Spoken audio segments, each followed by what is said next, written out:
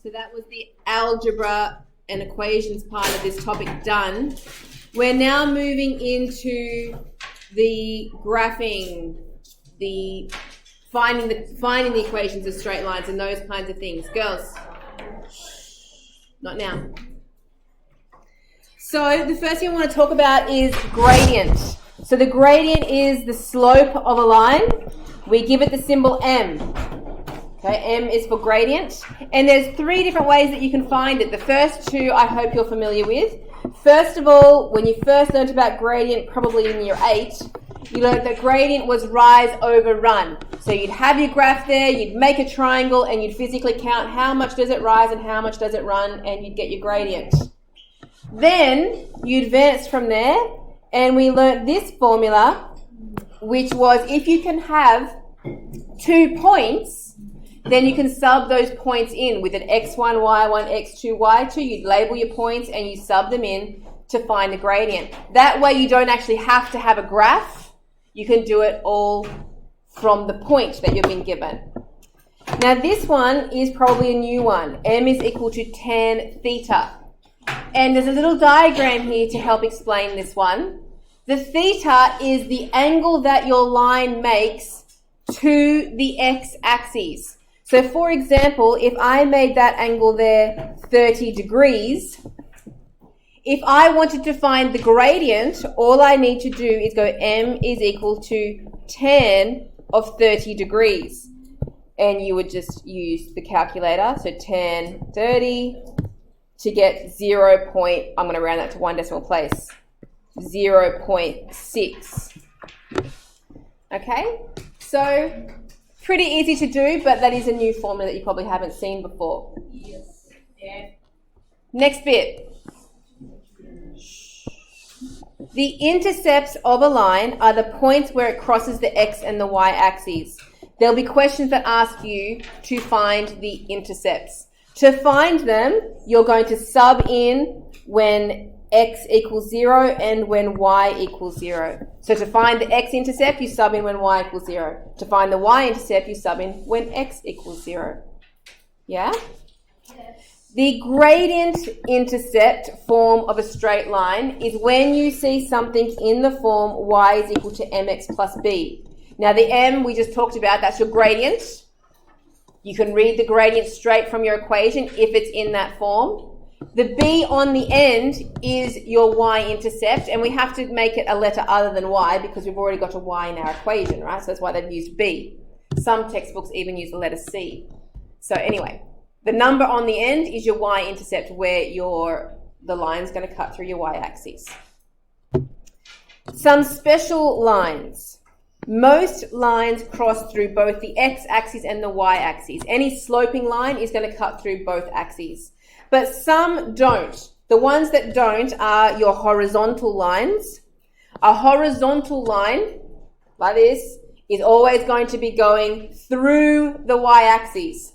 So it's going to be y equals, and the b that's in that equation is just the number that it goes through. So if it's going through at y equals 2, it'll be y equals 2. Okay? A vertical line, so thinking vertically, they're going through the x-axis now. So whatever number it's going through is what that equation is going to be. So x equals 5 means it's going through the x-axis at the 5. Vertical and horizontal lines. And there are lines that pass through the origin. They are going through both the axes, but they're going through at one point, which is the origin 0, 0. Now those equations would be in the form y equals mx, because the b would be a 0 that's you don't need to write there, right? Because 0, you don't need to have that on the end. So y equals mx, you just need to find the gradient for those ones. Maya, put that away. Question time. Decide if the point 2 minus 3 lies on the following lines. The easiest way to do these is to sub in the x value and see if you get the right y value. So I'm going to sub in that x is equal to 2 because that's the x value that I've been given.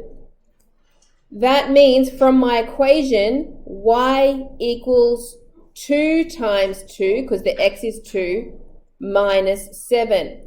2 times 2 is 4. minus 7, and 4 minus 7 is negative 3.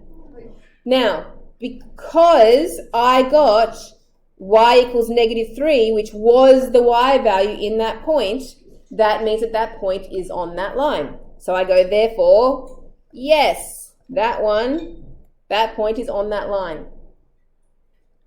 Let's try it for the second one. I'm going to do the same thing. I'm going to sub in my x value, which was 2, so sub x equals 2 into that equation, which is 2 times 2 minus 3y equals 11. 2 times 2 is 4 minus 3y equals 11. So equation solving, which we did last lesson, I subtract the 4. And I get minus 3y equals 7.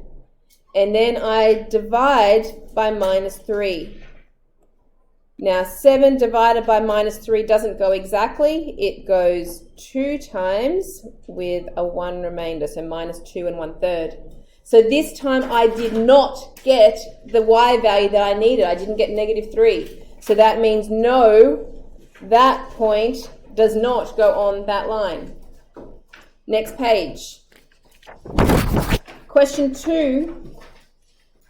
Finding the gradient and the y-intercept before sketching. So you'll be asked to sketch lines using the gradient and y-intercept method. So you need to be able to have them in the right form. The first one is y equals 2x minus 3. It's in the y equals mx plus b form, which means the m is the 2 that's in front of the x, and the b is the number on the end, which is minus 3. Okay, you read those straight off the equation. To sketch the line from that, if you have a ruler, please use it.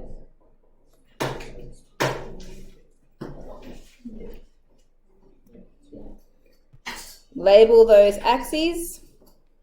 You always start with the y-intercept. So measure a few spaces. So you want to have like a centimetre, if you can fit that on there. Yeah. Yes, if you have one, please do. Because Mr. Harris told us last year. Yeah, depending on what the question is. Because we're going to be doing this one by counting a rise and a run, we really do need this to be a bit of a scale. Okay. If I was doing with the XY intercept method, then that's not as important. Okay. Correct. But the method that I'm using, we kind of do need a scale. All right, because, here we go, minus 1, minus 2, minus 3. So I've got a few numbers on there. So start with the y-intercept. My y-intercept is minus 3. Put a cross on there. My gradient of 2, now remember the very first formula for gradient, which is rise over run. Okay, so if m equals 2, that would mean a 2 over 1, because you need a rise and a run. If there's no number on the bottom, it's always a 1. From the y-intercept, that's why I had to draw that first, I'm going to rise 2 and run 1 to the positive side. Okay, once you've got 2 points, then you just need to connect those up. And there is our line. Okay, but that's why this one needs to be to scale, because we're counting stuff. Make sense? Let's try it again. The second one, 3x plus 2y equals 4. Now the first problem we have is that that's not in the right form. We need the y by itself and everything else on the other side. So let's get the 2y by itself first, which means I'm going to need to subtract the 3x across the other side, so it becomes negative, and I have the plus 4 that was still there as well. Okay, the y has to be completely by itself, so I have to get rid of the 2 now. So I have to divide everything by 2. So 3 divided by 2x, and 4 divided by 2, which is 2. Okay, everyone's okay with me rearranging that? Yes. Now it's in the right form. So my gradient is going to be the number in front of the x, which is negative 3 over 2. And the y-intercept is the number on the end, usually, which is the 2, the one without the x. Wait, is Y-intercept B? It is, y is it b? No. It is the b, yes, correct. So let's draw that. Again, we need a bit of a scale so that we can count our gradient. What does B stand for? The y-intercept. Is there a reason it's B? Yeah, because we already have a y in the equation. Oh, okay. Because we've already got y equals minus 3 over 2x. We can't put another b in there. It would be too confusing. Yeah, so we had to use a different letter. Yeah. So all this stuff is happening above the axis, which is why I've drawn my x-axis quite low. Why is it so low?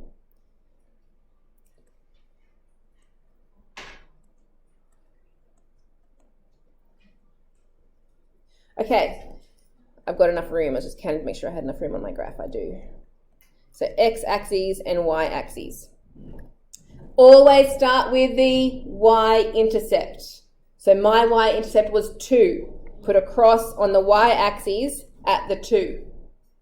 My gradient, the m, is minus 3 over 2. So remember, you need a rise and a run. The top number is going to be the rise and the bottom number is going to be the run. Because it's negative this time, I know different people teach this differently, but I always like to rise, so I rise the top number. If it's positive, I run to the positive side. Actually, I'm back to front to you. So I rise the number. If it's positive, I go that way for the run. If it's negative, I go to the negative side. But I always go up, okay? So for mine, minus 3, so I'm going to go up 3, 1, 2, 3. I rise 3, and I'm going to run 2 to the negative side. Yeah. So it's at minus 2, 5. If it's a negative, you go up. Or do you always So that's what I was just saying. Some people do teach you to go down, but then I find people get confused. So they're which ones do I go up for and which ones do I go down for? So my rule is that you always go up. Yep. Always up. So the top number, 3, I always go up. If it's if the whole fraction was positive, my run's going to be to the right. If I had a negative sign, when I run, I go to the left. Okay, that's what I like to do. I find it less confusing. Does it matter if you go up or down? Because I just did. As long as you can, yeah. So if you do it down, you've got to think in reverse. So you're going to go down 3, but you've got to run 1 to the positive side. But does it So it work? does work as long as you don't get it mixed up which way you've got to go. I guess just make sure that your line is sloping in the negative direction and you're fine. Okay? When you do the line, you have to go through the B. Yes. So when we draw that up, join it up. Wait, no. That was a bit wobbly. There is my graph. Okay, so that's one method for sketching straight lines using the gradient and the y-intercept. It does mean that we have to have a semi-accurate graph there because when I mark them, I actually make sure you've counted correctly and things are in the right place. However, question 3, we're going to use a different method. It says, sketch the following graphs using the x and y intercept method. It says x and y intercepts. Now, that graph is actually in the y equals mx plus b form, but unfortunately we're not going to use that method, we're going to use the other one. To find the intercepts, I sub in when x equals 0. Okay, so I sub x equals 0, I get y equals 3 times 0 plus 2. Now 3 times 0, that's just nothing, that's 0. So I get y equals 2. Okay, I also need my other intercept, so I sub in when y equals 0. So you've always got to find both intercepts. So when y equals 0, I get 0 equals 3x plus 2, and I've got to get the x by itself. So I'm minusing the 2 to the other side. I'm going to switch and put my x on the left. 3x equals 0 minus 2 is negative 2, and divide by 3. X equals negative 2 over 3. Okay, so yes, it is a bit more work, but it is very easy to sketch. So I come down here, this one's already drawn for us.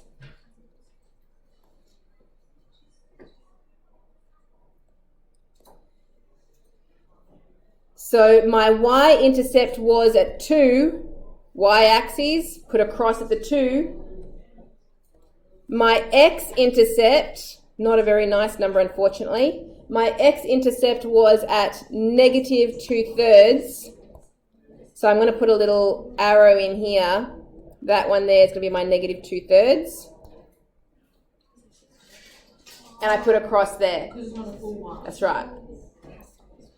Rule that up. And there we have the graph. Now, if you were drawing this and you didn't already have the Cartesian plane drawn for you, this is what Charlie was talking about before. As long as you are showing where those intercepts are, you don't have to have that one drawn to scale. But the intercepts must be labelled. Okay? All right. Everyone got that down? Let's do the next page. We've got some more. Another one.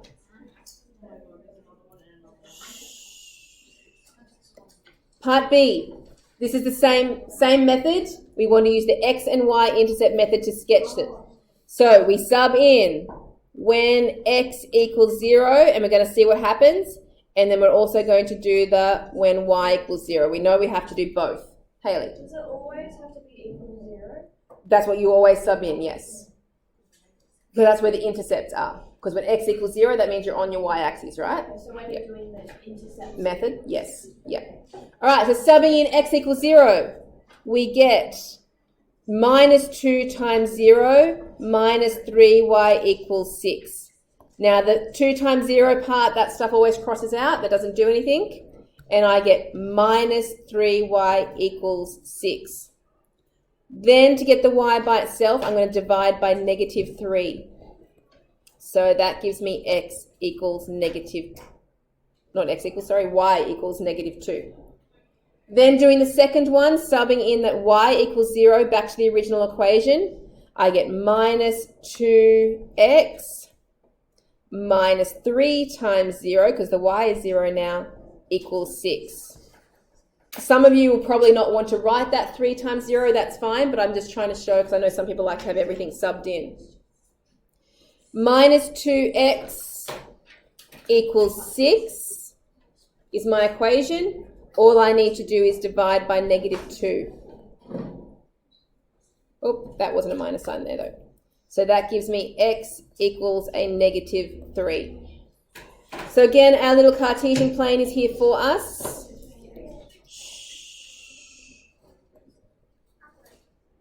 When you draw the arrow, do you have to write the like negative 2x minus 3y equals 6? On the line.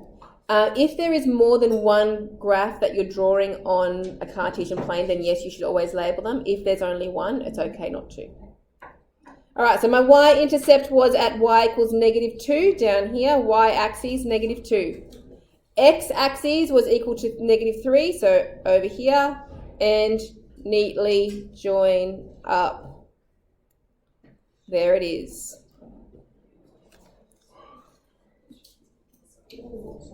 Question 4.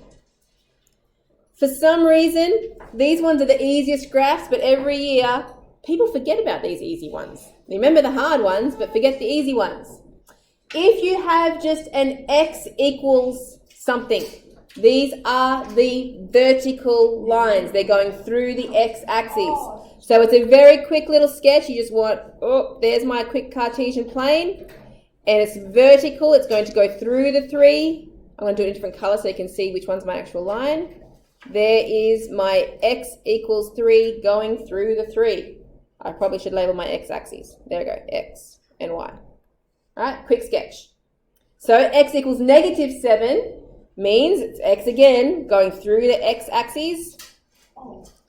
But now at negative 7,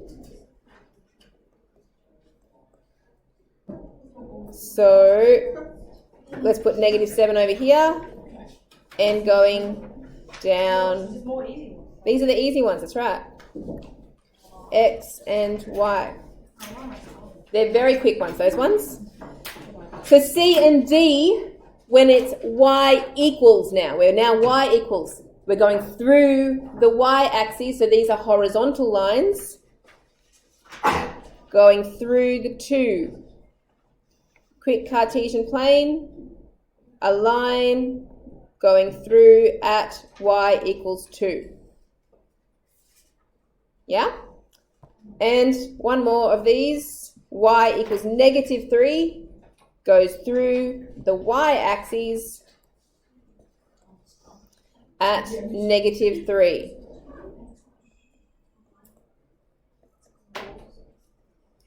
Any problems with those? All right.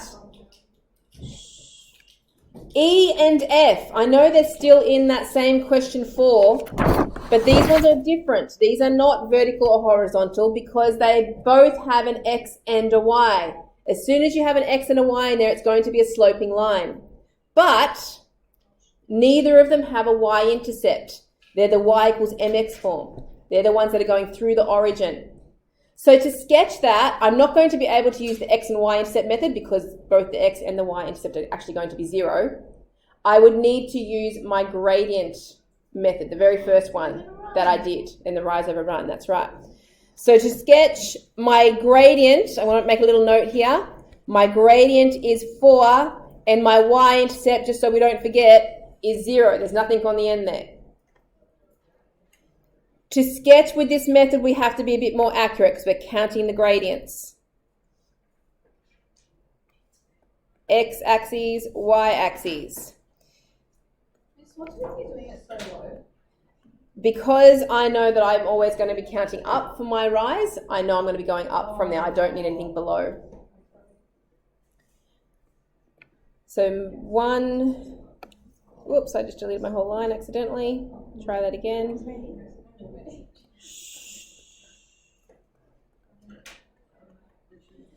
So my Y-intercept is 0, the origin, put across. My gradient is 4, which is 4 over 1. Remember, that's always going to be over 1. But it's positive, which means we rise 4 and run 1 to the positive side. So 1, 2, 3, 4 up and run 1 to the positive side. Any whole number is always going to be over 1. And join that up. If your graph, let me just make a little note here for everybody. If your graph has not been drawn very well to scale, please make sure that you show the coordinates of that point. Okay, really should, for this type, you really should be drawing them with scale because you're counting rise and run. But if you show me that point on there, at least I know that you've counted correctly. And F, again, we know the gradient is the number in front of that X. It's -2. The B would be 0 again because there's no number on the end.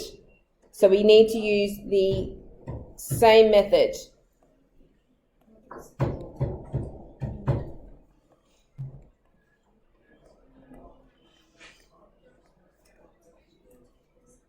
So 1, 2, I'm putting in probably more spaces than I need here. My Y-intercept was 0. Cross at the 0. The gradient is -2. Remember, that would be over 1. So we're going to rise 2 and run 1 to the negative side. Rise 2, run 1 to the negative side. And join it up.